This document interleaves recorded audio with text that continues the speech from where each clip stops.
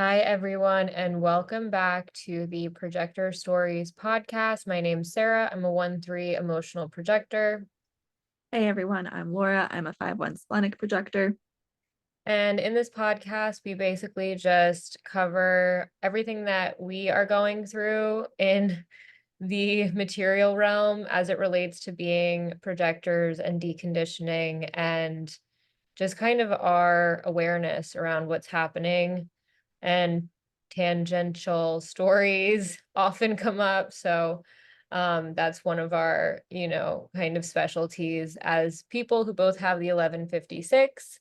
So thank you if you've been joining us to listen. And yeah, um, like, subscribe, do all that fun stuff if you desire to. Okay, Laura, how was your past week? Was there anything that happened that you felt like was noteworthy insofar as conditioning, deconditioning, projectoring, etc.? It's funny that you ask that because at some point in the past week, you sent me a message saying how like existence is so weird and there's like no recollection of the past. And now I was gonna ask, I'm like, I have no idea what happened this past week. I feel like I exist today. Therefore, I exist today. Like I don't know what happened. Nothing, I guess, which should suggest like nothing significant happened this past week in terms of deconditioning if I can't think of it. Because yeah, I don't know what happened the past week. I don't remember. Yeah. No, how about you? Well, I'm like, okay, great. Did something happen? I can't Already remember. I don't and know. the podcast is over. Thanks for being here. No, I mean, a lot of things, and it's just been, one of the things that I was thinking about is just, and this is going to be a consistent theme for our podcast for a while because of just the fact that we're both right-minded and Wait, we're oh, both. I was gonna say let's have the like, listener guess what the theme is. Oh, But okay. you said it, being right-minded. Okay. Being right-minded because, and this is for people, those of you that know what that means. Basically, right-minded is a receptive mind, which means that we're not supposed to strategize things. We are here to literally be receptive to life. And so when you're a right-minded person, you get deeply conditioned by the world because we've grown up in a strategic left world, as kind of a uh, relic of the seven-centered left past, pre 1781. And yeah, the world is all geared towards strategy and leftness. And so when you're right-minded, you get deeply conditioned outside of the normal conditioning of all of the open centers and all of the open gates, and all of the, bridges, or the bridge gates that fill out for people who have split definitions. Like, the rightness kind of trumps all of that when it comes to people. And that's why I think I said last week, if I'm looking at someone's chart to see how, just exactly how conditioned they are, I'm going to look to see if they have a right or left variable on their personality side as their internal variable. So thing is that I feel like I've been strategizing everything, and I feel there's like a sense of fear of not strategizing things um that comes up. And that's hard to, like, I realized how, and I've said this, I don't know if here, but I've said this many times, like how violent the not self is, just exactly how intense it is and how much it has an agenda and wants to fulfill that agenda, because it is primarily based on, I mean, you could say fear, but there's a lot of different words it's based on, but like a lot of negative emotions get caught up within the not self, whereas the self doesn't really have any of that in the same way. Of course, there's still fear because Ra said that fear is the root of intelligence. So you're going to have some of it no matter what, especially if you have line ones, et cetera, et cetera. Now I'm going off on a ramble, but What happened this week to bring up the strategy versus rightness? well, I'm really looking to just e mote honestly, right? Like just naturally what wants to be emoted from me. Like I'm trying to be receptive. And it's funny because today's trying to be receptive, but it's more like I'm neutralizing the strategic. And it's really hard because I have no idea how. Like it's like this world is not built for me to neutralize the strategic. I think as far as projectors go, I'm like ahead of the curve for neutralizing my not self, but I still deal with and am involved with a lot of not self stuff, and it becomes really difficult to, I guess, ascertain like when it is that truly that I'm being strategic and I'm going into my transference. What happened this week? Basically every interaction that I have with anyone ever, I've been posting stuff on TikTok and I have like a little, I guess you could say, community there of people, and I'm basically just answering their questions. Like that's what I have landed on as my receptive, like that as what I am quote unquote allowed to do as a receptive being, instead of trying to strategize what videos am I going to post, what I'm going to talk about, or I allow myself to um like if I have something that comes up within me, then I'll talk about it, but I'm not like, okay, this is what this is what that is. Like I'm not walking people through human design linearly. I'm just answering questions as people have them. But it makes me feel really um it makes me feel really like just as far as it goes, like nobody's prepared for me to be not strategic. No one that I'm friends with, no one that's in my, that's in my immediate environment is really comfortable with that. And I feel like a lot of people think that I'm premeditating things, or I'm supposed to be premeditating things, or I'm choosing things. It's like I got invited somewhere tonight and I was just emotionally not there for it. And it wasn't like the strategy of it all really came into my mind, but I just had emotional nervousness around it. And so I really didn't want to go. There was stuff going on that made me feel uncomfortable about the situation. And I feel like to cancel plans, there you get a lot of pushback. Energetically, you get a lot of pushback. You get a lot of pushback from people when you're trying to live life correctly as yourself, and it hurts people. Like it's just, maybe it's hurting their not self, maybe it's I don't know. And it's, it becomes, am I using my mind to push through some of these things, whereas in the past I would have just gone to the engagement that was going on tonight, because I said at some point that I was interested in going. I never fully gave a hard yes, just to say, but it's like they talk about in human design how when we're using our mind to implement the things that are supposedly correct for us, even if functionally we are being correct, we aren't actually energetically correct. Right. So it's like if I'm trying to force receptivity, it may be functionally correct, but it doesn't actually look like, it doesn't actually have the same level of like internal correctness. And then on the other side, too, just because you're living correctly as yourself does not mean that everybody is going to be happy about it and everyone's going to hop on board and everyone's going to want to, basically like, support your attempts to do it. And so you kind of have to like learn how to navigate, because what we're taught, especially in a strategic world, is if you hurt somebody, that's wrong. Like that's the wrong way to live. It's the wrong thing to do. And it's hard to make that or like figure out where the strategy that I have for not hurting people's feelings is affecting my ability to be receptive versus where I'm trying to be receptive and I'm hurting people's feelings for no reason. Do you know what I mean?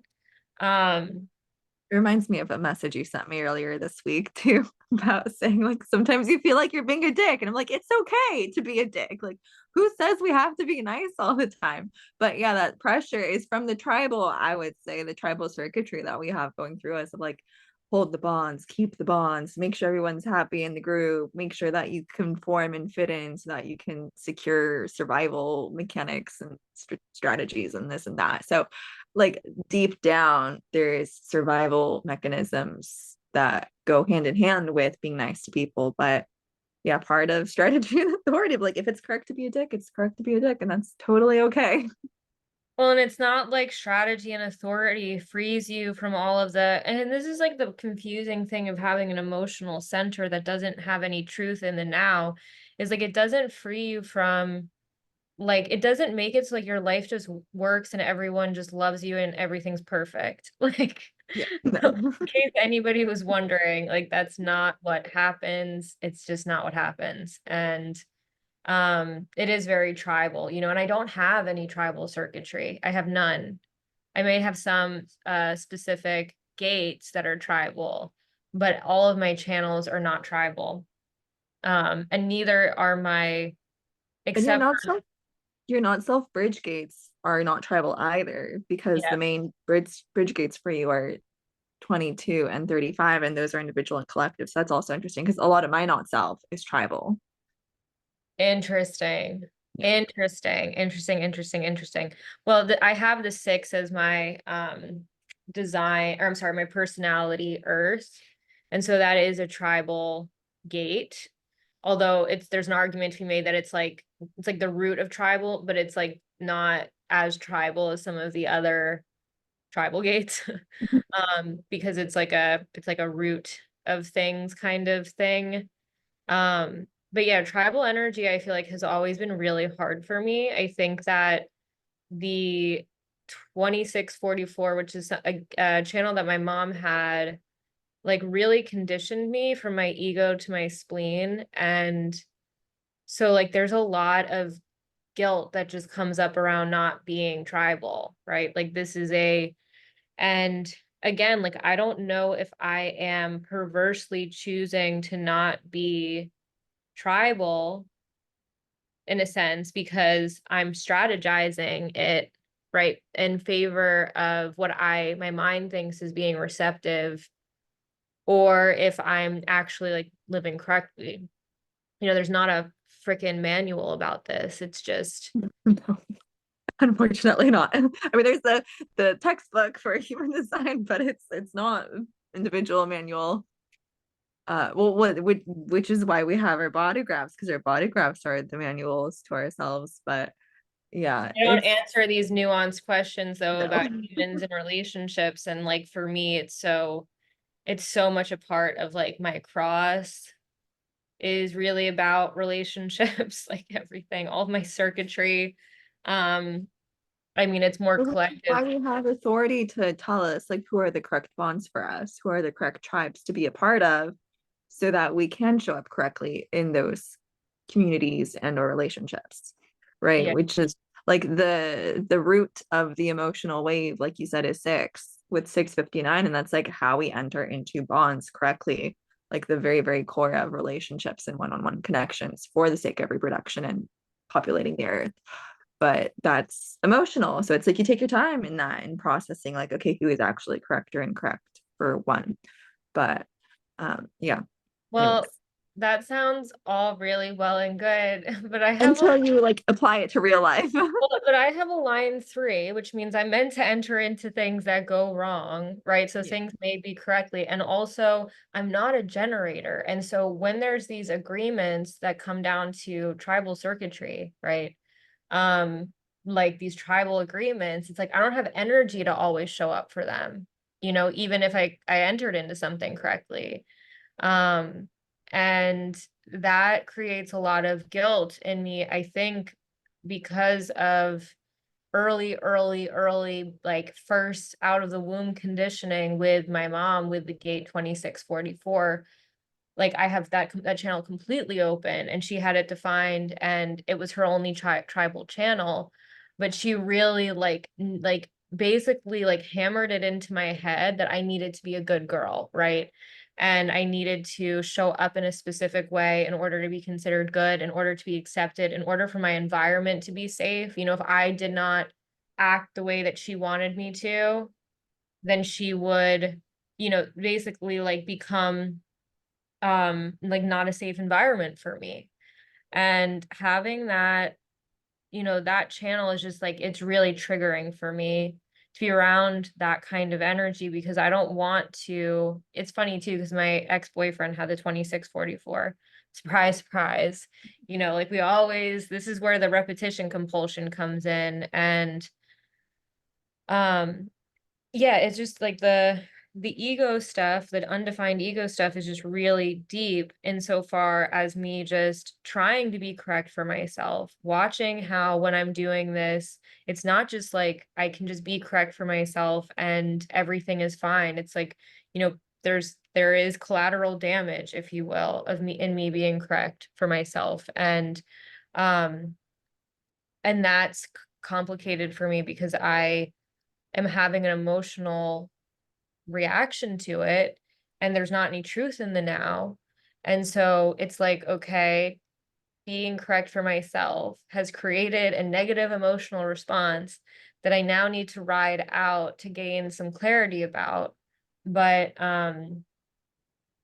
yeah, I don't know.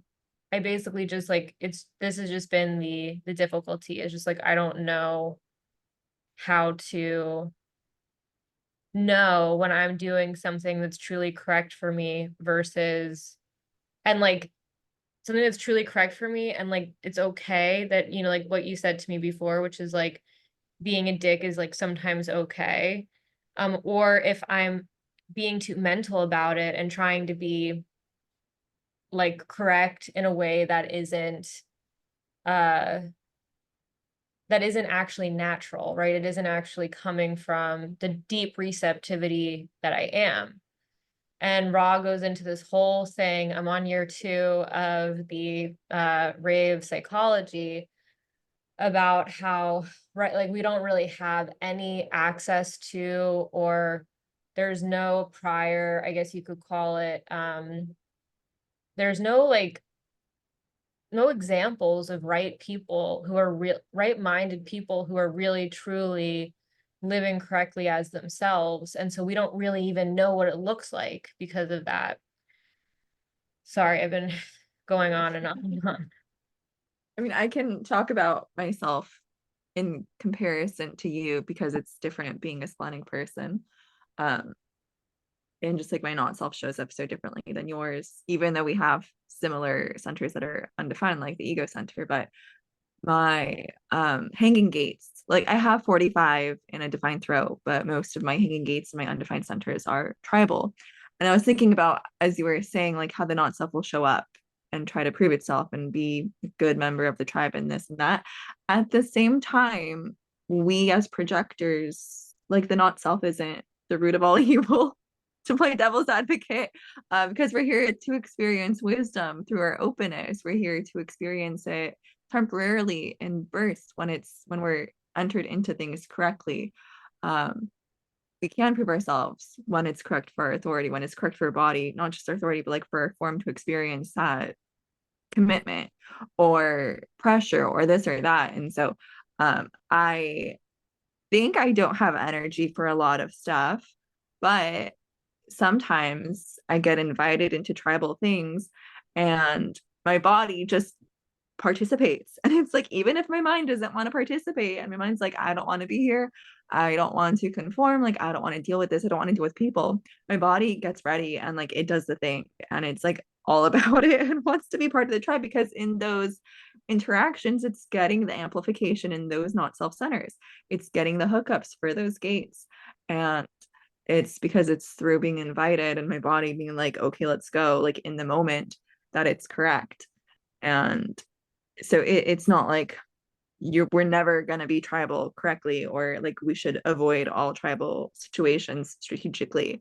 It's just like waiting out and seeing what's correct or incorrect. But again, being emotional, it's so different because you don't have that instantaneous in the now moment to just see what happens. You have to wait for the clarity.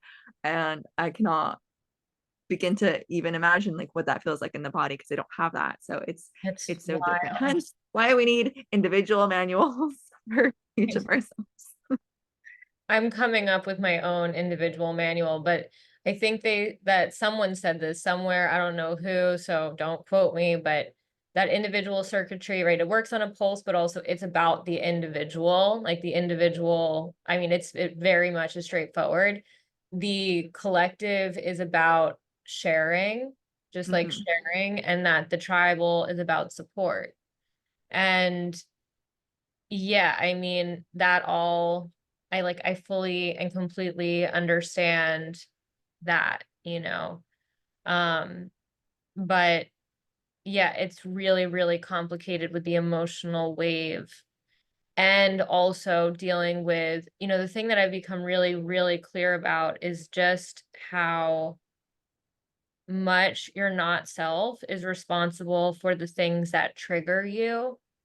It's like the triggers that you have are almost entirely your not self, but as soon as I get triggered, I go into an emotional, like I get emotional nervousness and I go into an emotional place that makes it really difficult for me to make any decisions, so I get frozen in a sense because of my not self affecting my emotional wave.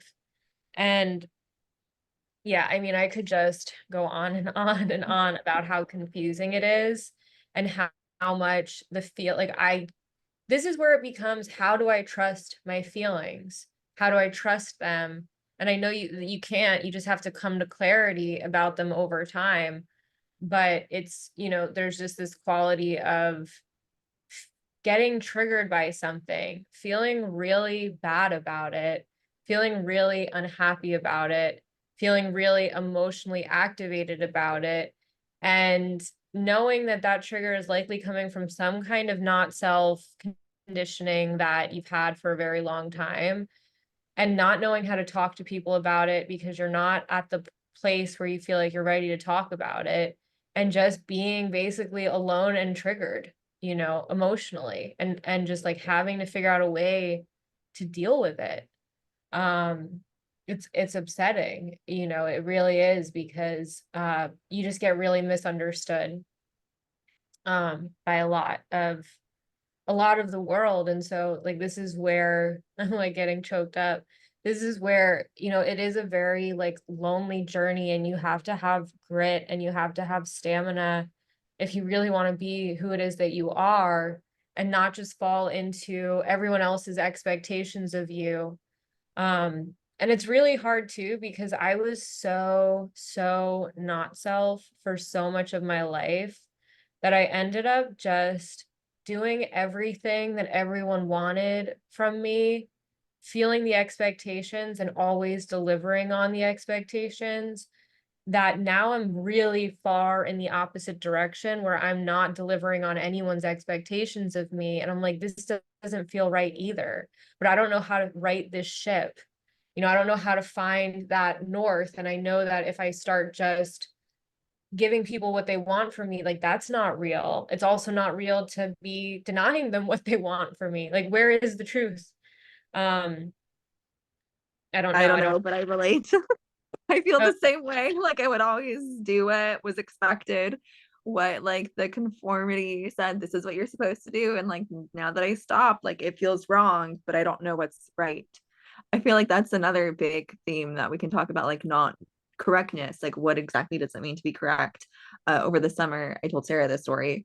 You probably haven't heard it as a listener, but I was invited to a funeral. My body was just like, it's correct for me to go to this funeral. And I don't know why. It's like not something someone I was close to, but it was just correct. As soon as I got out of the car, I sprained my ankle. And that ankle sprain, it wasn't bad, but it led down like a series of unfortunate events of just like so many things being wrong with my leg and my posture and my just like my muscles and tendons were not happy, and they're still not happy like 6 months later. And it's just been a very long process. And like, yet I got into that car thinking I was like 100% sure that's where my spleen wanted to be.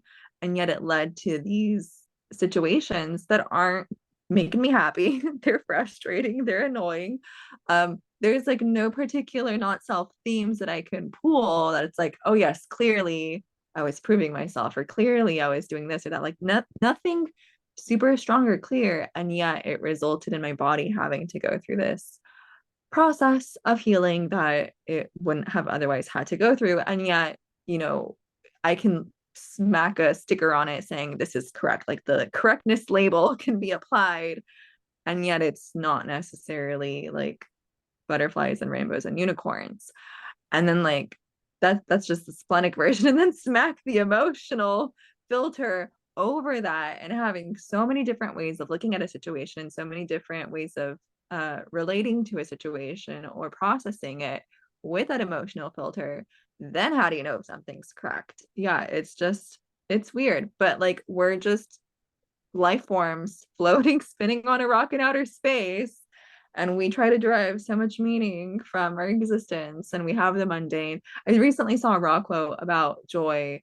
I think it was in relation to gate 9, but it was really pulling on gate 58 of we need joy in the mundane. Like you can't just be happy being philosophical. Like you can't be happy with like the bigger or broader picture of life. Like joy comes from the details of doing little things on the mundane plane, of having that satisfaction on the mundane plane. And so we get lost in it because that's where we derive the, I'm going to call it an illusion of joy, as we're spinning, as we're life force spinning on a rock in outer space with like no inherent meaning to what it means to like exist. So yeah, it's just life is trippy. Yeah, yeah, and it really is hard to be like, oh, this is all just a freaking program. I'm like, yeah, it feels pretty real to me.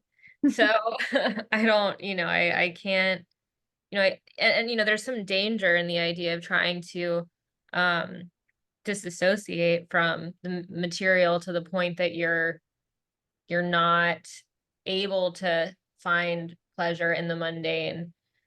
And like I've always sensed that for me, like this isn't about becoming the next whatever, big whatever. It's always been and always will be about like clicking into my correctness and like finding what is correct for me, even if it isn't always convenient for me. And like I can feel it physically. And I know that that doesn't mean that I'm not going to ever have emotional lows. I just want those emotional lows to not be stale, or like those emotional lows to be like the residual kind of stuff from the past. Like I don't want to be stuck in this repetitive loop of feeling the same way. Like I don't mind having lows, but I don't want to get stuck in them. And that's where I've been. I've been kind of stuck in a low for like, I don't know, 12 years, something like that. I mean, I've come further out of it than I've ever come before. Now, right now, I have more understanding about what it is that I am and how it is that I operate than I ever have before. But it still feels like, something that when I was getting my reading from Alok, he said that the things that you feel about people are more reflective of you than it is of them. And I'm like, yeah, no shit. Like, okay, I know this is my feeling. This isn't anyone's fault that I'm feeling this, right? And having to come to terms with that, because there was a lot of feelings that I got conditioned into, guilt specifically, shame, all of that stuff that became a normal for me because I was not allowed to be correct as myself. And so you get these feelings like stuck inside of you, these feelings of guilt, these feelings of shame, these feelings of unworthiness, these feelings of just not being validated for who it is that you are. And it makes you jaded, and it makes you bitter, and it makes the moments where you do get into a emotional high still just like checkered with all of this other stuff. And so, yeah, I mean, it's not fucking easy, excuse my French, to be emotional. And when people say you have to wait, time is your friend, like I totally fully get that, but there's many things that I wait on, and it's not like the situation resolves itself or I come to clarity, sometimes the situation just goes away, but there is no resolution and there is no feeling of clearing out some of that past shame, some of that past guilt, some of that past just like lack of worthiness. And it just stuck. So it's like the waiting, I've become very non-confrontational because when I was in confrontations as a kid, it became, because I was in confrontations with another emotional projector, it became absolutely batshit crazy. And so I shy away from confrontations almost as much as a non-emotional person. Um, and it's like, when is it right to actually have this confrontation? When is it right for me to say the things, right? And I don't um I don't have like there's not clear answers to this, but one thing's for sure is like every time that I go through this process where I'm waiting and then ultimately it leads to no confrontation and the situation never resolves itself, it just goes away, it just gets swept under the rug. I feel like it makes matters worse. So it's not an argument for being confrontational needlessly, but like I've lost that explosiveness, in a sense where like I need access to it in order to move through some energy. Um, like I've lost access to my ability to like be confrontational, because it's always ended for me in just things that, are bone chilling. So yeah, I'm definitely on the struggle bus right now, and I don't feel like I don't feel like I am where I'm supposed to be. I don't feel like I know where I'm going, which is very typical of being receptive, I suppose, and an open G center projector. Um, and it's like this situation of not feeling like you're where you're supposed to be, but not having any type of understanding of where you are supposed to be. And so like what do you do in the interim if you're not living correctly? Like you just wait, I don't know. I Dark don't moments of the soul of the human design experiment. I feel like we all have those. They pass. It'll time will time will clear the rebel. But there's things we wanted to respond to in regards to what you said, part of which is like you have the dichotomy of being a Pisces with a Scorpio rising and Mars and Aries. To talk about if confrontation, there non-confrontation, confrontation, not confrontation. There's that. Uh the like when to do it. But like if you think about confrontation and emotional definition, time tells when to be like, we're not supposed to be explosively confrontational in the moment. That's being reactive to the emotional wave, which is not necessarily what goes hand in hand with like what's causing the conflict. Time and processing and clarity leads to like, okay, yes, it's correct to be confrontational. But again, like you said, sometimes things don't get clear and then it's like nothing happens and then the issues remain. I'm going to use non-realistic allegories, analogies, whatever the appropriate word is, of fiction, which is like my world right now, using fiction and things that don't exist in reality to describe how I'm processing this.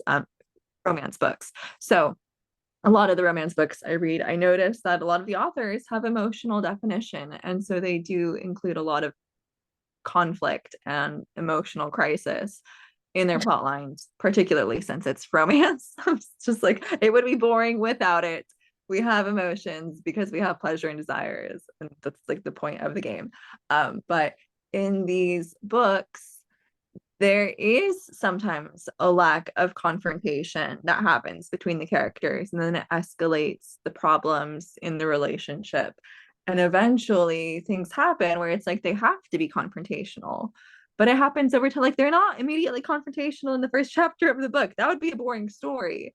The dynamics of the story come from them processing their own side of the story and eventually getting to a place where fate oftentimes comes in, or like things external in their environment will come up and create the rift that forces them to be confrontational and face each other and hash out the issue.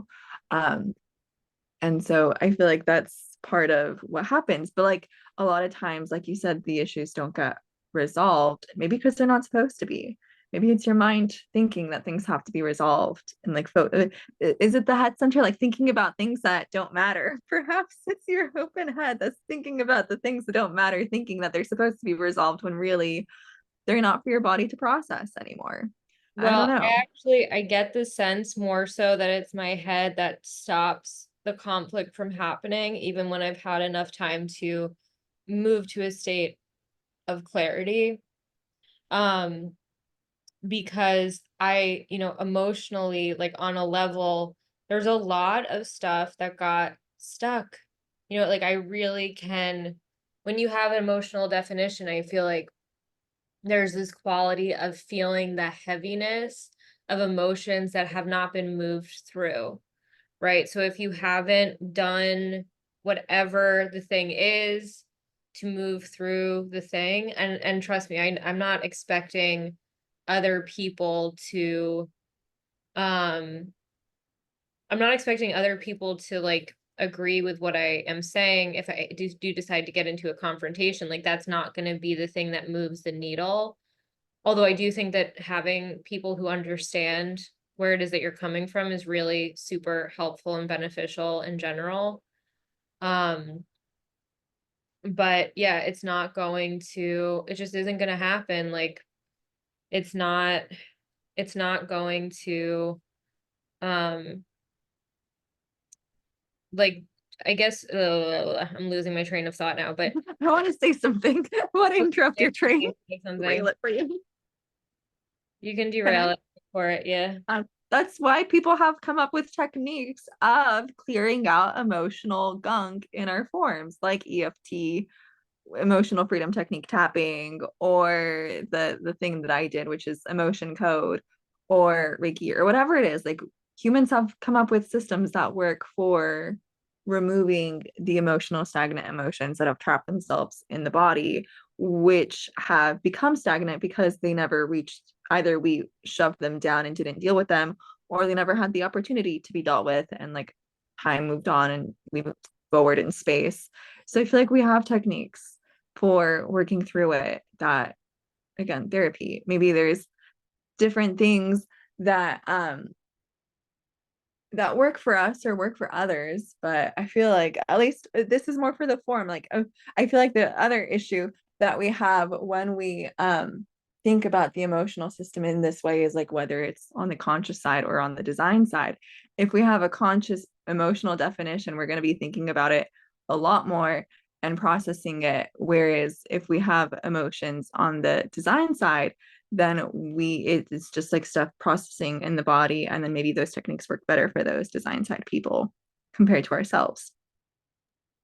Yeah. Well, and I mean, I have tried the EFT, the freedom technique, and I mean, part of me thinks that some of that stuff is for non-emotional people.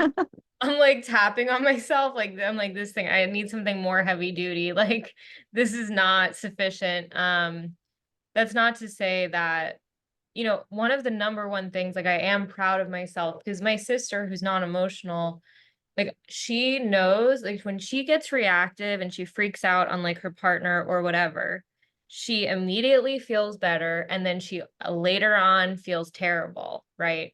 And so it's not like the confrontational. I haven't mastered the art of confrontation. You know what I mean? Like I haven't mastered it. I feel afraid of myself when I'm in confrontation because I feel like I'm going to pop because I've seen what I'm capable of when I do pop because of the just violent emotional nature of my mom and what kind of like chaotic violent energy that the real chaos of the emotional defined emotional system. It is a horror. Like I don't feel like any of the undefined emotional people are wrong for wanting to walk on eggshells around emotionally defined people, especially if they're unconscious, because it's absolutely insane.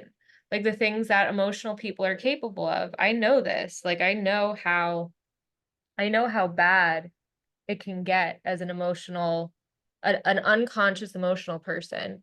But like there has to be a middle ground between becoming super reactive, saying things that you don't mean, becoming, throwing so great for me, that I have the verbal gunslinger. Well, I mean, you do too, technically, when you have the throat defined and it's not connected to a motor. Um, I have the verbal gunslinger thing too. So it's like I have a deep awareness for things. I know what's going on. And I know that if I'm triggered, I can say a bunch of things that are probably true, but are not necessary and going they're like, I know what it is that the darkness that's inside of me can do. And I don't want to like let it out just willy-nilly. In fact, I really don't want to let it out to anyone at all. But I also can't just leave everything inside of myself. So it's just, yeah, these are the thanks for being my therapist today. Welcome Well, to I have a funny story to bring light to the heaviness if you okay, want welcome to the emotional authority therapy session podcast. to. Well, personally, I can attest to the whole walking on eggshells thing because I do have emotional family members, and when they're in their high or like emotional escalation point, it's intense, and you don't want to be in that. Um, but one of such my father, I'm pretty sure, like pretty darn sure he's emotionally defined, but I can't be sure for certain because I don't know his birth time. But he over the holidays, he told another family member that they've gained weight. And he didn't say they're fat, but Oh he's like, my oh, look, you've God. gained weight. And that's a very Croatian thing to do. So something else I told Sarah is like, she thinks I'm not so conditioned as the rest of us, but I'm conditioned in a different way because I'm conditioned to be Croatian, uh, culturally, and not necessarily American. But anyways, Croatians do that. They're like very blunt and like have no shame when it comes to calling someone else fat or insulting someone in a not in a mean way, and just like very truthful in a hurtful way because you don't want to be called fat. Anyways, it brought up this whole conversation at another day of like that's not appropriate. And my father, being probably emotionally defined, is like, of course it's like it is the truth. It's I didn't call him fat. I just said, hey, you've gained weight, just bringing his attention to it. And we're all trying to tell him, like, still, no one wants to be on the receiving end of that. He's like, I do. Like, if people tell me I've gained weight, and like, I'm totally okay with it. So it's just this whole thing of like, it's being confrontational, but to a point where for someone, it's correct for him to be confrontational in that way and to face the truth in that way. But for other people on the receiving end, it's not necessarily what we want to hear. Anyways, just we had to agree to disagree on that one because everyone else was like, no, you're wrong, we're right. And he's like, no, I'm right, you're all wrong. But yeah, it was funny regarding holidays and just the bluntness that That's like we just have. such a classic example of people like I mean, and I mean, here's the thing, right? This is the deal. Like we live in a not self world and we shouldn't and if that woman, whoever, wait, who did you say it was? I'm sorry that he called, or did you say it was a family member? Yeah, Um, if that family member who he called overweight was not deriving her sense of happiness, purpose, like self-worth from anyone other than herself, it wouldn't have mattered what he said, right? So it's like it was it was a male family member that he said it to. okay, I that changes things, but like I've been told I was fat by family members that are female. Again, I don't think the gender matters. Um, but well, well, it doesn't matter. No, the point I'm trying to make is that we live in a not self world where people like we are going to hurt people's feelings by the things that we say that may be truthful, and there's an argument to be made of if this person was not deriving their sense of, they weren't there was no expectation on anyone else's behavior or other people's actions weren't going to affect them, like because they're their own authority and other people's opinions are really irrelevant ultimately, then it shouldn't really matter what he said, right? But that's yeah. not the world that we live in. Like it's not fun or necessary to make people feel bad, even if that like the said person should potentially need to not be having expectations on the things that other people say, or not taking too much of what other people say. So it's like there's this quality of where is the right way to be? Like, how much do we coddle other people's not selves versus like how much do we just stop saying things that are unnecessarily mean, you know?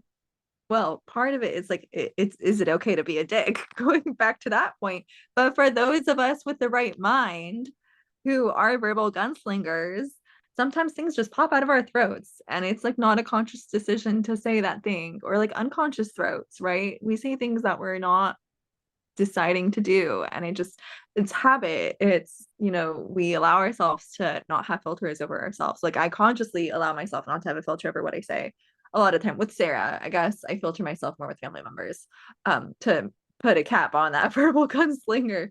But again, like correctness, is it correct to be a dick, or is it not correct to be a dick? I don't know. No.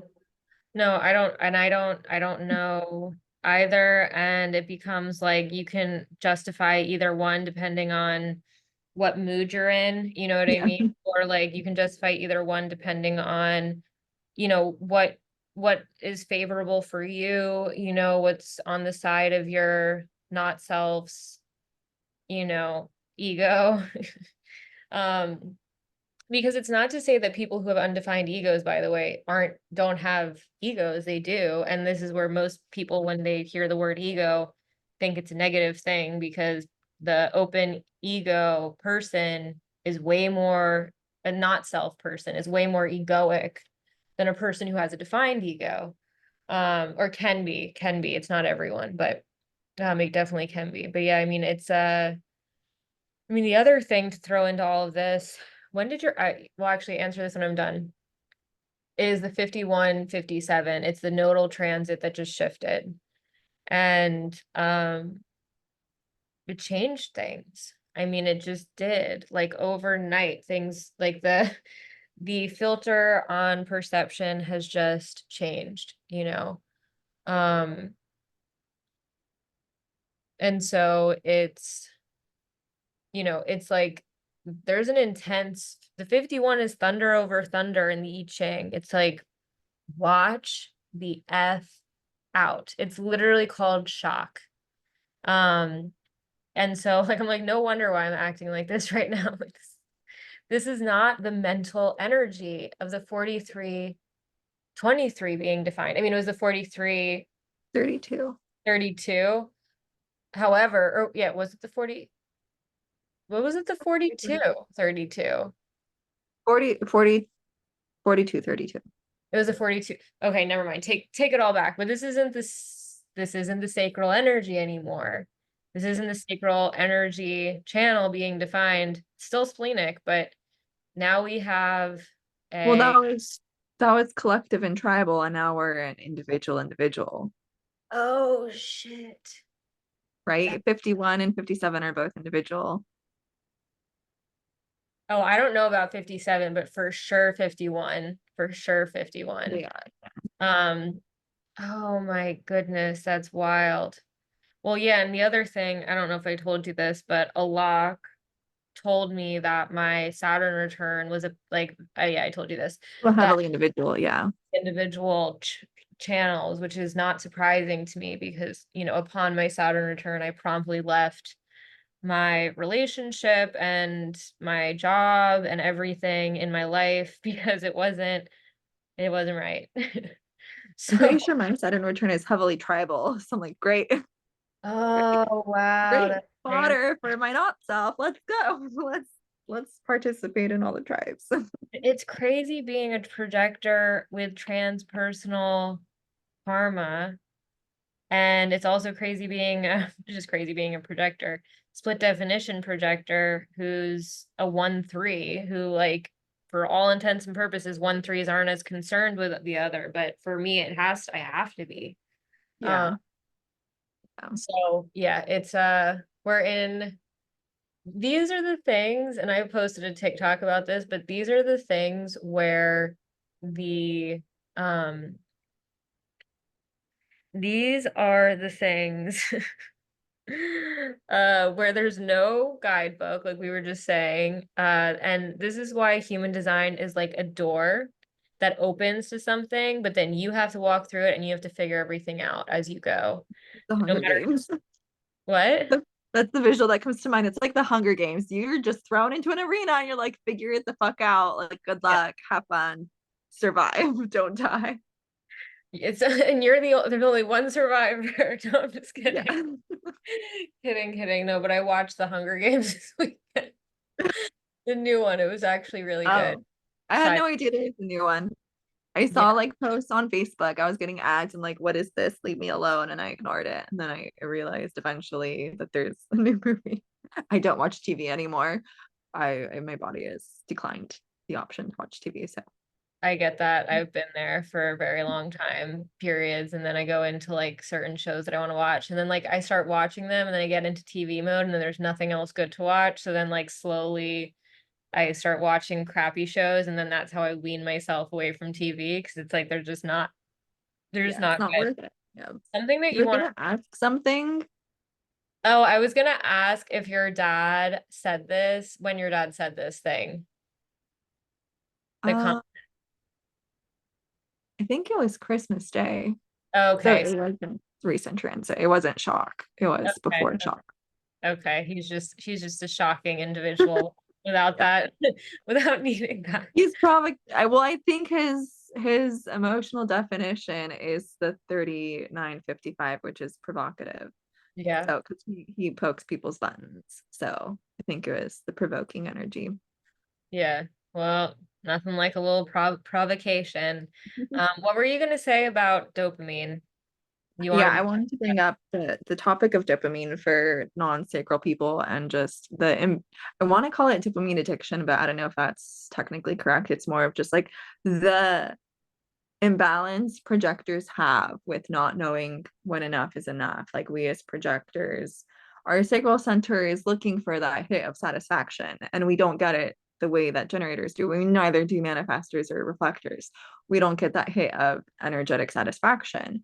So doing something and not being able to feel content and fulfilled with what we're doing creates this very unfortunate feedback loop of needing more and more and more. And I think for projectors, it results as addictions. Yeah, Um, I wanted to talk about myself in that I have trichotillomania and dermatillomania, which is the self-diagnosed for me compulsive disorder to pick my skin and pluck my hairs. And it's something that I've had. I mean, I've always had some sort of bad habit. When I was a child, it was biting my nails, and then once I stopped doing that, it became picking my face, my acne. And then I stopped that and it became picking my shins. And I think, I'm pretty sure it began probably in like 2015 or so, um, when I was in the not self mode of just like thinking about a relationship that was incorrect for me. Like I can pinpoint the root of like what I would think about when I was picking my legs. Um, just like obsessing over someone that was not interested in me, and just like the roller coaster that ensued with like some deep chunk of my life of projector trying to make something correct when it wasn't correct. But it's resulted in this very unfortunate habit. I call it a bad habit. It's like behaviors that I do not like in myself of feeling the need to pick skin and pick my shins. And I've like thought about it in different contexts because I'm nervous touch. And so Sarah and I both, as we are here chatting with you, we have things to touch. Like we are nervous touch, or Sarah's calm touch, but like our determination is the stimulation one. Sarah needs to be calm. I need to be stimulated. And so for her, Sarah, touching things calms her. For me, touching things stimulates me. But it's this obsessive need to be doing something with our hands while we're focusing on something else. Um, and so for a lot of my life, I like to either like listen to audios to learn or listen to books for pleasure. And that results in needing to do something physically with my body, which shows up as the skin picking. And then we overanalyze it and think about like, wait, just stop. wait, make a mental decision to not do it. Wait, like just here's the things that you can practically do, strategically do to stop this bad habit. Hello, undefined ego center. Like you can't just tell your brain, or your brain can't just tell you to like not do something with your body, because your body is like deep in the not self zone physically of not knowing when enough is enough, and not being able to prove itself to fix a certain habit. And I think this relates to the whole like self improvement industry that we have in our society of um, labeling bad to certain habits rather than just accepting them as they are, or like thinking that we need to change ourselves, thinking that we need to stop the things that we're doing and do things differently. In terms of our addictions, like can addictions be correct? I don't know, like big philosophical question right there. But I feel like beforehand I had strategically planned what I wanted to say. What I said right now is not what I had mentally prepared. So that's what you get with the right mind. But what are your thoughts about dopamine imbalance, So Sarah? And many. First of all, I am on just welcome to again, welcome to the Sarah's therapy. Emotional Authority Therapy podcast. Um, I'm on Wellbutrin right now. It's a antidepressant. I was on an SSRI for a while, and Ra has really strong feelings about serotonin therapies, and it really shook me. And I can kind of understand why, because he talks about how serotonin is related to the longevity of your life period. And so it's not fully understood by science yet, but it is directly related. The amount of serotonin that you have is directly related to the time that you have on this material plane, which is pretty intense and serious. So anyway, switch to Wellbutrin, which is a dopamine. It's, I think, a norepinephrine and dopamine reuptake inhibitor. Big difference in a lot of things. So not to say that I would suggest that everybody's different, but that has been helpful, because like here's the thing. Our addiction's correct is not knowing when enough is enough. There's a certain level of this 14% cellular change potentiality per year. You cannot change a habit without a defined ego in 1 year. What I suspect, because I've quit smoking, not like fully quit, but quit in the sense that I don't do it regularly and I only do it occasionally if offered, here or there. But I get the sense that what happens is that as your consciousness becomes more aligned with who it is that you really are, you subtly start to release some of these things, right? And I don't have proof, but that's what I suspect. And just to say, with the dopamine, I have my own things, right? And I think that part of it's not just being nervous touch or calm touch, it's being conditioned to be strategic, and it's being not self, like you said before. So it's like there are ways to find things to do without having it to be self harming. But I think that, within the not self and having these aspects where you are trying to be strategic, right? Like you're like, this is, very typical too, of like if you're perseverating over someone and you're right-minded and you're not here to strategize, it's like you can be thinking about how to strategize about the relationship, even though you're not supposed to be strategic. And this is also the vanity in general of the not self, because you can convince yourself, I did it this past year, that what you're doing is right, even though it is not. You're not being correct as yourself when you're strategizing and when you're getting pulled into transference and like all of this stuff.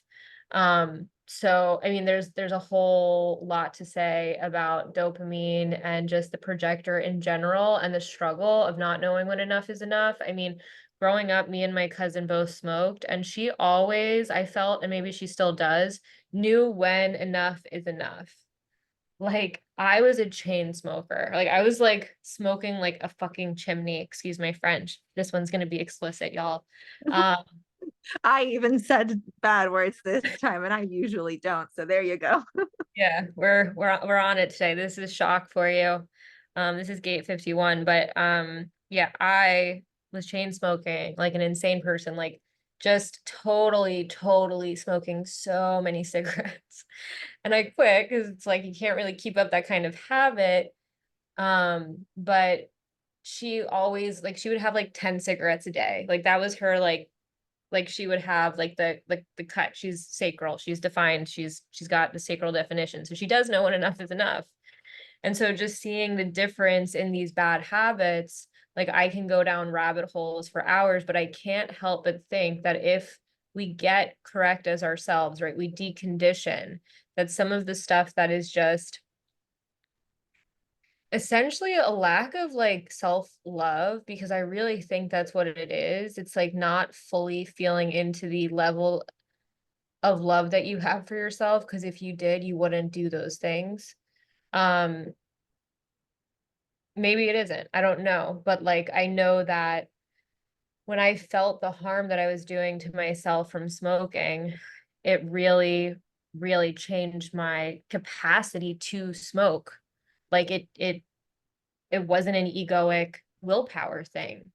And that was an awareness shift. And it's not just about self-love, it is about awareness generally. And I think it also has to do with like this kind of navel gazing thing that not self-projectors do, where we get so up our own butts because we have this aura that penetrates. We've never been taught about it for many years. And so we're so used to over hyper analyzing ourselves and putting our freaking projector eyes on ourselves, which they don't belong on ourselves, to see the things that are on ourselves.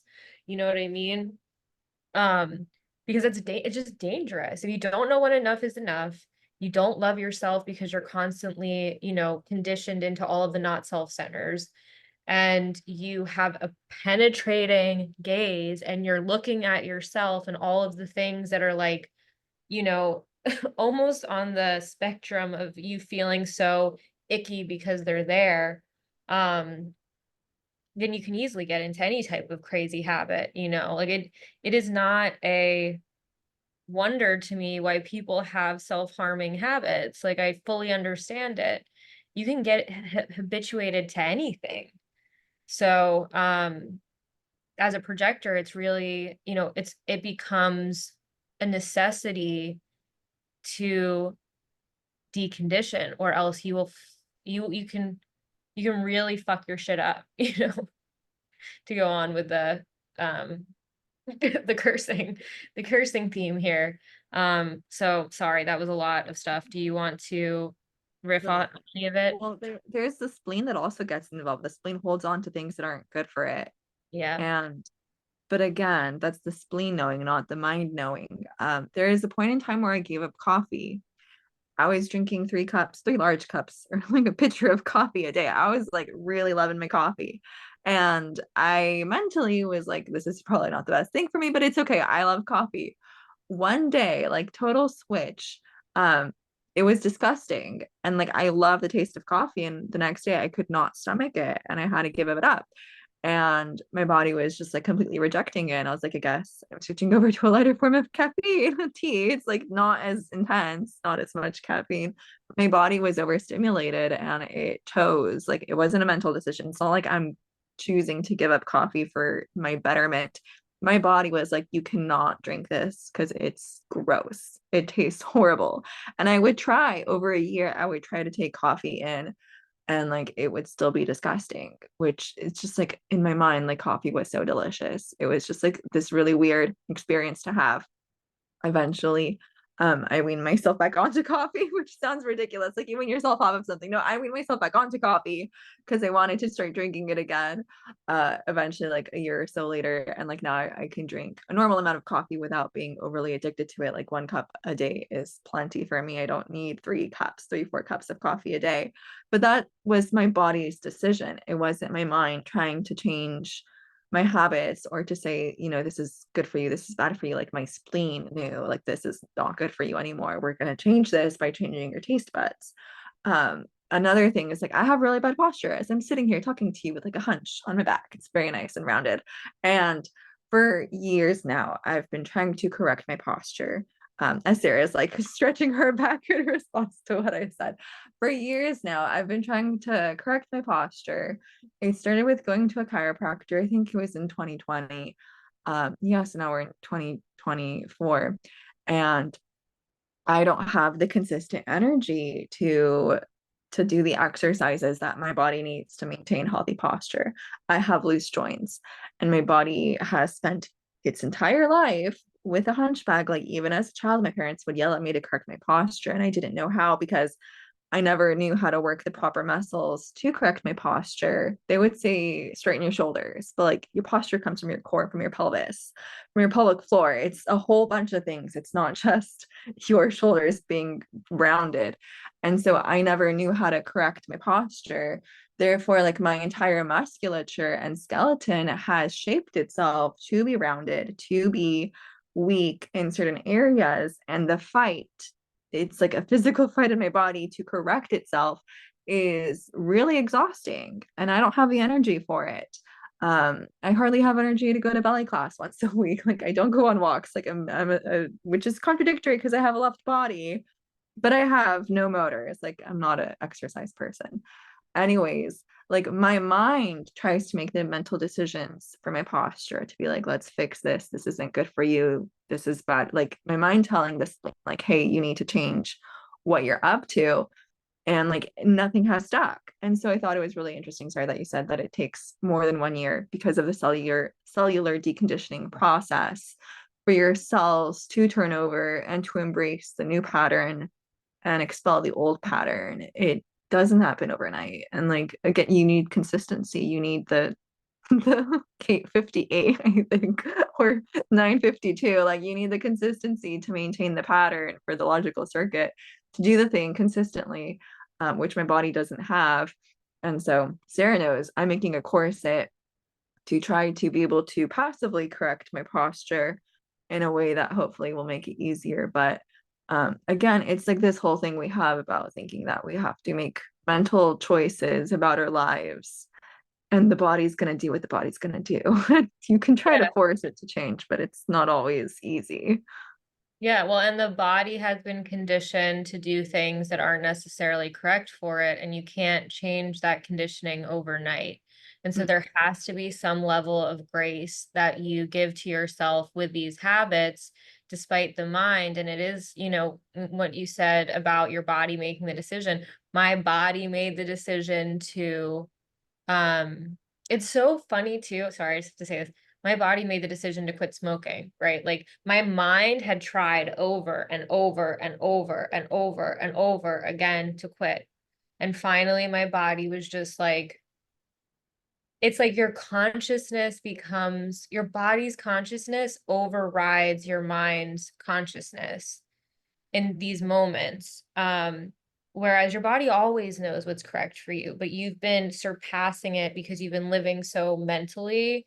And it's interesting because every friend of mine and myself included, there's always been these instances where they're in these relationships and they're like complaining, wanting to leave, wanting to get out of the relationship. I mean, I could say that in the relationship I was in, I knew after like 6 months that it wasn't the right relationship for me. But until my body decided that it was going to leave, I didn't leave, And when people are like talking to me with their minds about, I need to leave this relationship, I'm like, when the body's ready to leave, there will be nothing on heaven and earth that can stop you from leaving. That's it. I don't want to, I'm like, everything else is just mind. Like, everything else is just mind. Like, you're not going to get out of this relationship until your body's on board, period. Your mind is just complaining and that's it. But it's so, um, the mind is in the way of everything. Like, it's in the way of everything. And it is such a process to slowly move it out of the way. Alok said to me that it took him 21 years to get to the bottom of his emotional conditioning. 21 years. You know? So How? I don't, How how can you summarize that and make it easier for everyone else? Or well, just I like mean, no, why? Why yeah. did it how? Just I want to know the details. I feel like Well, that's he that was he statement was is giving not me a detailed reading, enough. so that's, that kind of came in, but I'm like asking him, like, how do I know? How do I know that I'm having an emotion from the present and not from the past? How do I know that I'm not dealing with stale emotions and these are fresh emotions? Because he kept talking about fresh emotions and how I'm here to experience new emotions, right? So I'm like, okay, but every time I get involved in something new, all of the old emotions come up to just like, put a stop to it. And he was just like, yeah. And he was in human design for years and, three parts of a Saturn cycle, 21 years for him to get to the bottom of his emotional conditioning. And I think that's probably the truth for emotional people. I think that it will take longer for us, but and I also think, with my bad habits, like I know that it's not just going to be I wake up one morning and it never happens again. It's not going to be like that. But I do think that as I continue to decondition, it will start to slowly dissipate from my life until it's just no longer relevant at all. Um, and yeah, I mean, I don't know exactly where I was going with that. I said like five different things. But you know, I just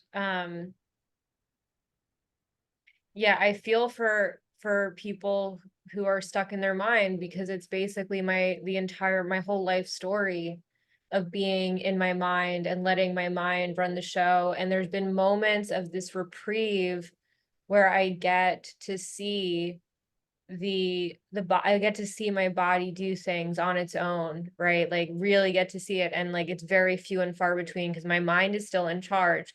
And this was something else that I wanted to say, is just that like my mind is still in charge here. I've been deconditioning for 2 solid years, 4 years since the cellular information got into me, 4.5, 5. And my mind's still in charge. I mean, it's not even a question of who's running the show. It's not my body. It isn't. I mean, my body is running the show, but my mind is getting in its way at every turn. There isn't like a moment where it's not. And my friend actually had a mushroom trip, and one of the things that you will realize if you do a high dose of psilocybin is what they call the ego death. And that is literally when your mind dies and all you're left with is your body and your awareness. And it is amazing. And then you wake back up to reality and you're fucking stuck with your mind. And my friend was literally like, I saw my mind. I saw how it would not stop, how it would not stop like bothering me, poking at me, telling me things, basically all this stuff that it just kept going. It had no end. It was just spinning and spinning and spinning and spinning. Like when she was tripping, and I was like, yeah, like that's literally what we're dealing with over here. It's not a small thing to get rid of. And it is 50% of who we are. I mean, it is all of our open centers. Like and the mind is also the outer authority. So it's all of the wisdom that goes into your outer authority is coming from the mind, but you cannot be dragged into it making decisions for your life. And it's been making decisions for your life for your whole life. And so you can't just decondition that overnight. And for anyone who thinks, there's a lot of really smart, really fucking smart people in the projectors group, really fucking smart people who are teaching human design. And I look at them and I say, mind, mind, mind, mind, mind. Like, and I say it to myself. I don't even want to talk because I'm like, this is all mind. I'm like, this is like, I can't even, like, this is not, if I'm talking for myself, from myself, trying to act like I'm deconditioned, it's a lie. And anyone who says that they are fully, unless they've really genuinely been whole hogging the experiment for 7 years, it's a lie. So, you can't be playing with yourself about how deep you are into the truth of who you are, because you're probably not that deep unless you have been deconditioning for a long time. So yeah, the vanity of the mind. Sorry, sorry, rant. It's a good rant to listen to. I hope you're all paying attention. Yeah. Well, and that was my outer authority. You know what I mean? Well, Like that was my like it was my mind, it was my outer authority, but it was like I can see the difference between when I strategically start to say things and then what just comes out. And like it's so interesting because I have an unconscious mind anyway. So it's not like my mind is conscious to me because I don't have it's not it's in my unconscious where it's defined, fully defined in the channel. But I yeah, want to ask, does what microdosing help with shutting up the mind, or is it not high enough of a totally, totally, okay, totally, so everyone totally. microdose mushrooms. Well, I Use mean, use look, their wisdom. I'm a one If you three. want to This take a girl step. has tried everything. I was just having I was having some really, really serious stomach problems. I was, I was told that I had IBS. It was like I went and got an endoscopy. I mean, there was all kinds of things that I did because my stomach was so bad, so I couldn't take the microdose that often, I stopped microdosing for a long time.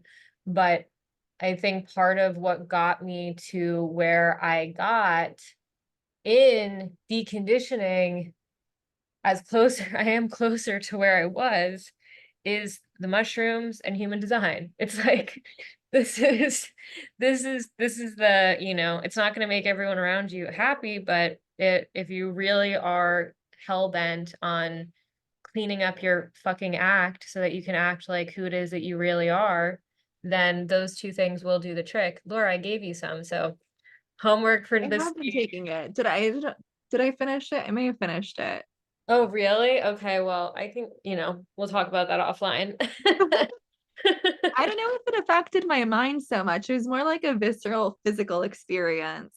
But Like, that getting into your body more, which yeah, means that the body becomes more conscious, which is like yeah.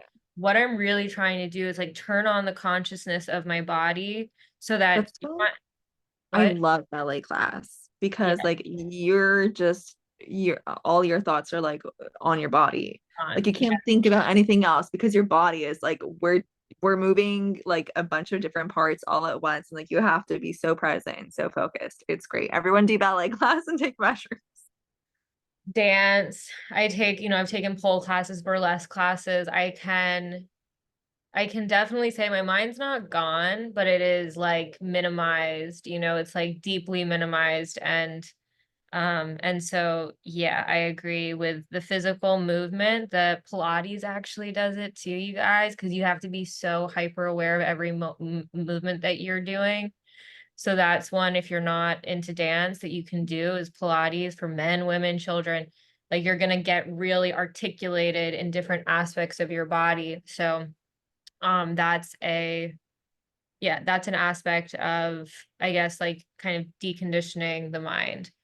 Um, Jesus, I think we're like way over the usual time. We're usually really good at doing like a solid hour without even trying, and I think this is like at least an hour and a half. This was Um, a hard it was chock full of good nuggets.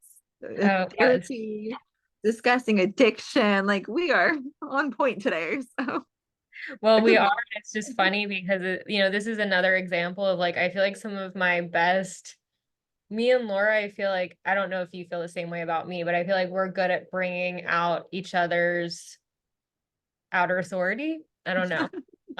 It's there's I feel like in conversation with you and in conversation with a lot of people, it's not there's a few different people that bring out different aspects of my outer authority with an open G center, but it's like there's a quality of just being able to get a lot out that's really useful and true to who it is that we are in this particular moment, that when I'm trying to record TikTok videos on my own, it doesn't just naturally flow. Yeah. That's No. why I kind of stopped doing or like once Instagram moved towards videos, I just like can't like I have thoughts, but as soon as I try to say them behind a camera, like they're not what they were in my head. And what Without comes out, having someone pulling them out yeah, of you. yeah. So it Yeah. doesn't work. Yeah. Not for Well, me. yeah, no, and I was thinking to your Instagram, like the whole burnout from Instagram, I feel like had to do with like how strategic Yes, how or how, strategic that was over there because it was pretty. It was very like physically oriented to be nice looking. And that yeah, took a lot of work and energy that I no longer have and no longer care to. Actually, I'm thinking about ending my website. I've thought about this for like 2, 3 years, a very long time now. I don't know how long it's been, but like I never felt like it was correct. Now I finally feel like I can let go, which is wild, but like I feel like I shouldn't make it just I'm pretending I have emotional clarity definition. Um, I just have to wait for it to actually happen or not. I mean, I feel like in deleting it, I will lose all the work I put into that, but it's not providing any sort of feedback into my life. Like no one's purchasing anything. It's just sitting on the internet taking up space. So I think it's the end of its lifetime, which is yeah, sort of I would have exciting. gotten, that's such an open ESP thing to do. I would have gotten rid of that thing years ago. Um, gotten rid of it. I don't want to face the confrontation and truth that it's over. I know. Well, you're like, it's just like, we'll deal with that later. We're not going to deal with that right now.